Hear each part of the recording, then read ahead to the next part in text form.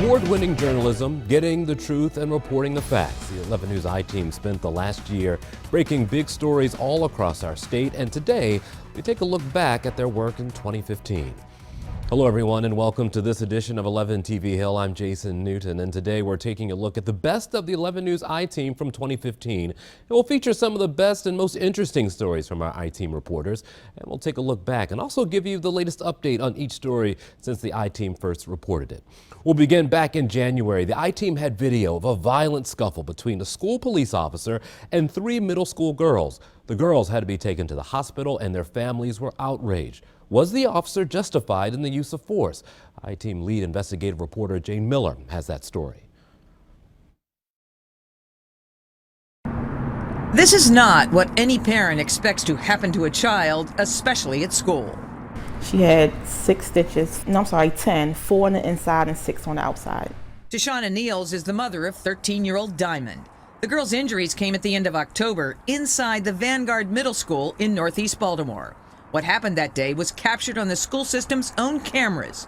It starts when Diamond's cousin had an encounter with a school police officer, seen here looking up the stairway. Star said they was changing classes. Vanessa Ward is the cousin's grandmother.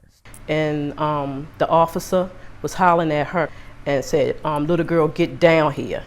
And so Star said, my name is not little girl, it's Star. But Star came on down the steps. And Star said that's when the officer grabbed her. The officer pushed Star against a wall. Her sister, also a student at the school, heard there was a fight. So she goes over there thinking it's another child, and she gets over there as officer. And she went over there to try to stop her. Next, Diamond arrived and appeared to shove the officer. The officer let go of Star and gave chase, pulling a baton and using it. Diamond was hit at least twice, it appears, including the blow from the baton that put that gash in her head. I knew something had happened because I received a call from the paramedics. Tashana Niels said she heard nothing from the school. So your daughter is in the office bleeding. Yes. They don't call you? No. All 3 girls were taken to a hospital. Diamond because of the head injury, her cousins because they were each sprayed with pepper spray. The same officer used the spray while another school employee tried to restrain the girls. The officer kind of comes from behind and reaches around and sprays them in the face multiple times with pepper spray. It's disgusting. Jared Jascott, an attorney, now represents the 3 girls because they are the ones who've been punished. After the trip to the hospital the day of the incident, city police took them to juvenile booking, where they were charged with assaulting the school police officer. The school system claimed the officer was kicked, scratched in the face, and punched in the face and chest. I didn't see any of that on the video. Prosecutors saw the video and dropped charges when the girls went to court. The state's attorney saw the tape and the picture of my daughter, and we never even made it into the courtroom. They came out and said it's being dismissed. There's more. The 3 girls were all suspended and sent to alternative schools, the ones reserved for troubled kids. The school system CEO, Gregory Thornton, upheld the suspensions, saying in a letter he'd reviewed that recommendation. Through attorney Jascott, the girls are fighting that decision now. He said that he reviewed their case and sustained the officer's findings. What he reviewed, I have no idea, and I can't wait to see. The police union president told us the officer in this case has been reassigned to administrative duties. That, he said, happened just a few weeks ago after the girls' relatives filed a complaint, setting off an internal investigation. The union president says the officer was trying to make an arrest the day of the incident and therefore was justified, he said, in using her baton. For the 11 News I-Team, I'm Jane Miller. All right, Jane, here's an update. A spokesperson for the school system told the I-Team the safety of students and staff is top priority. The officer involved in that altercation, Lakeisha Pulley, was later indicted on assault charges. She pled guilty to 3 counts of second-degree assault. Sentencing is scheduled for early February.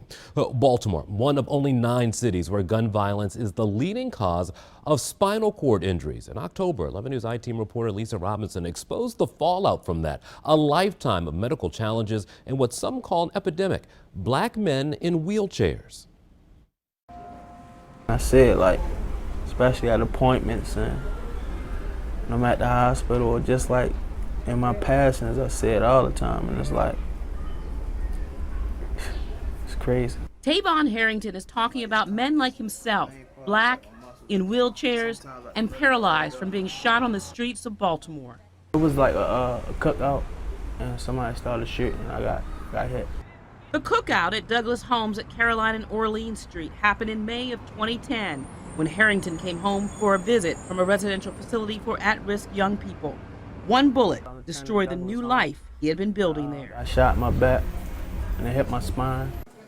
Harrington stayed in shock trauma for 1 month, then went to Good Samaritan Hospital for rehab for 3 months. The bullet fragments remain in his back. Totally devastated. It took a while to get used to. And I've been struck for the last decade or two about the incredible number of young, predominantly African American men who otherwise look totally healthy, who are driving around in wheelchairs. Dr. Peter Bielenson spent 13 years as Baltimore's health commissioner. He teaches a course at Johns Hopkins that focuses on the public health and social ills of the city. In most of the country, spinal cord injuries are predominantly caused by auto accidents and falls being the #1 reason, and about 15% due to violence. But here in Baltimore, the leading cause of spinal cord injury leading to paralysis is violence. People like Harrington will need a lifetime of care and assistance with daily living, from eating and bathing to caring for bodily functions, changing catheters, tubes, and bladder bags. And the cost is staggering. The American Association of Neurological Surgeons says over a lifetime, the cost to treat these victims, $2.2 million, much of that coming from taxpayers. For an individual in the first year of following a spinal cord injury, it ranges from about $200,000 to $750,000 for healthcare costs and for rehab costs. Patients are prone to skin infections, pneumonia, and more. Harrington knows this well. He goes in and out of the hospital for various infections. Last year I had a bad year, so I was in and out I want to say that whole year I probably was in and out the hospital 14 times.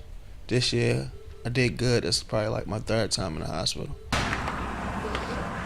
But this year remains a bad year for many other reasons. As Harrington sat at the hospital waiting to see his doctor, he told 11 News the night before his childhood friend became one of this year's murder victims. A good dude. Don't get into no type of trouble like that, so I don't understand.